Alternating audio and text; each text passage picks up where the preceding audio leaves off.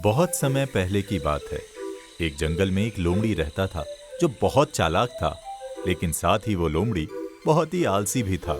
वो इतना आलसी था कि अपना पेट भरने के लिए खुद से खाना तलाश करने में भी आलस करता था, इसलिए वो हमेशा भूखे पेट ही रह जाता था। लगता है आज भी मुझे कोई खाना नहीं खिलाने वाला।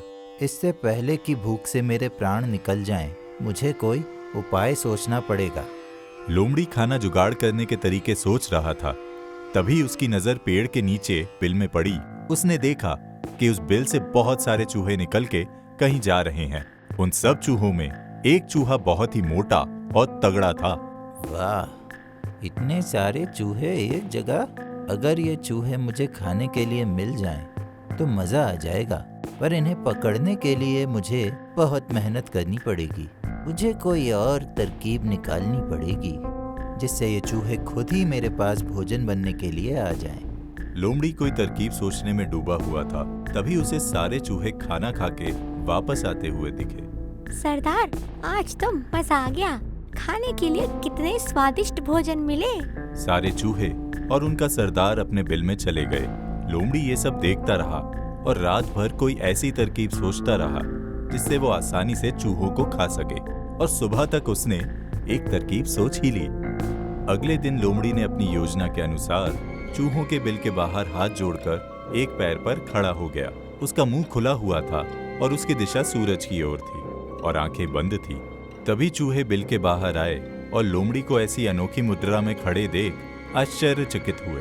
उसे ऐसे खड़ा देख एक चूहा डरते डरते उसके पास गया। लोमड़ी भाई, तुम इस तरह एक टांग में क्यों खड़े हो? चूहे की आवाज सुनकर लोमड़ी ने धीरे से अपनी एक आंख खोली और गुस्से से बोला, मूर्ख चूहे, लगता है तुमने मेरे बारे में कभी नहीं सुना। अगर मैं गलती से भी चारों पैर जमीन पे रख दूंगा तो ये धरती मेरा बोझ नहीं संभाल पाएगी और उसी के साथ तुम सबका अंत हो जाएगा। तब तक बिल से और भी चूहे बाहर आ चुके थे और लोमड़ी की ये बात सुनकर उनमें खुसुर फुसुर शुरू हो गई और सब धीरे धीरे लोमड़ी के पास गए। और चूहों के सरदार ने आगे आकर लोमड़ी से पूछा, हे महान लोमड़ी, हम आपकी बात सुनकर आपके बारे में जानने को बहुत उत्सुक हैं। कृपया हमें अपने बारे में कुछ और बताइए। मैंने हजारों वर्ष हिमालय पर्वत में एक टांग पर खड़े रहकर तपस्या की है। भगवान ने प्रकट होकर मुझसे कहा कि मेरी तपस्या से मेरा भार इतना अधिक हो गया है कि अगर मैं अपने चारों पैर धरती पे रख दूं, धरती गिरने लगेगी और ब्रह्मांड को फोड़कर दूसरी ओर निकल जाएगी। लोमड़ी की बातें सुनकर सारे चूहे उससे प्रभावित हो गए और उसके सामने हाथ जोड़कर खड़े हो गए। लोमड़ी अपनी झूठी कहानी चूहों को सुनाता रहा। तब से देवताओं ने कहा कि धरती मेरी कृपा पर ही टिकी रहेगी और उसी समय से मैं अपनी एक टांग पर खड़ा हूँ, क्योंकि मैं नहीं चाहता कि मेरे कारण अन्य किसी जीव जंतुओं को कष्ट हो। और अगर मैंने अपने चारों पैर धरती पर रख दिए तो अनर्थ हो जाएगा, प्रलय आ जाएगा, सब खत्म हो जाएगा, तुम सब भी। हे महान लोमड़ी, आप दिन रात एक पैर पर खड़े रहते हैं, फिर भोजन कैसे और कब करते हैं? मेरा भोजन केवल हवा है। मैं बस हवा खाकर ही जिंदा रहता हूँ। देवताओं के आशीर्वाद से मुझे खाना खाने की जरूरत कभी नहीं पड़ती। लोमड़ी की बात सुनकर चूहे उससे पूरी तरह प्रभावित हो चुके थे। जैसे जैसे लोमड़ी उन्हें अपने बारे में बताता गया, उनका सारा भय जाता रहा और वो निर्भय होकर उसके बिल्कुल निकट आ गए। चूहों को अपने इतने पास आते देख लोमड़ी बहुत खुश हुआ। वाह, लगता है मेरी योजना काम कर गई। अब मुझे भोजन की कमी कभी नहीं होगी। बस मुझे ये ढोंग चालू रखना होगा।